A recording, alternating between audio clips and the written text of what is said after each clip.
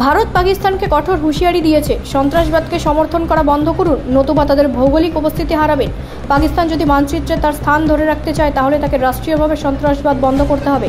সেনাপ্রধান জেনারেল উপেন্দ্র দ্বিবেদী বলেছেন, সন্ত্রাসবাদীদের প্রভুদের গভীর রাষ্ট্রীয় মদত দেওয়ার জন্য পরিচিত পশ্চিমা প্রতিবেশীকে সতর্ক করে রাজস্থানের অনুপগড়ে একটি সেনা পোস্টে বক্তৃতাকালে জেনারেল দ্বিবেদী বলেন, ভারতীয় বাহিনী এবার কোনো সংযম দেখাবে না। ইঙ্গিত দিয়ে বলেন যে ইসলামাবাদ যদি সন্ত্রাস রপ্তানি বন্ধ করতে অস্বীকৃতি জানায় তবে অপারেশন সিন্দুরের দ্বিতীয় সংস্করণ খুব বেশি দূরে নয়। এবার আমরা অপারেশন সিন্দুর 1.0-তে আমাদের যে সঙ্গম ছিল তা বজায় রাখবো না।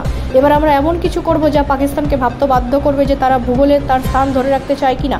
পাকিস্তান যদি ভূগোলে তার স্থান ধরে রাখতে চায় তাহলে রাষ্ট্রীয়ভাবে সন্ত্রাসবাদ বন্ধ করতে হবে, তিনি রাজস্থানের একটি সেনা পোস্টে বলেন।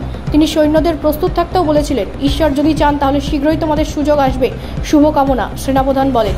জেনারেল দ্বিবেদীর এই সতর্কীকরণ বার্তা air chief marshal AP Singh এর আগের মন্তব্যের পর এসেছে, যিনি মে মাসে অপারেশন সিন্দুরের সময় মার্কিন তৈরি F-16 এর চীনা JF-17 সহ 4 থেকে 5টি পাকিস্তানি যুদ্ধবিমান ভূপাতিত করেছিলেন।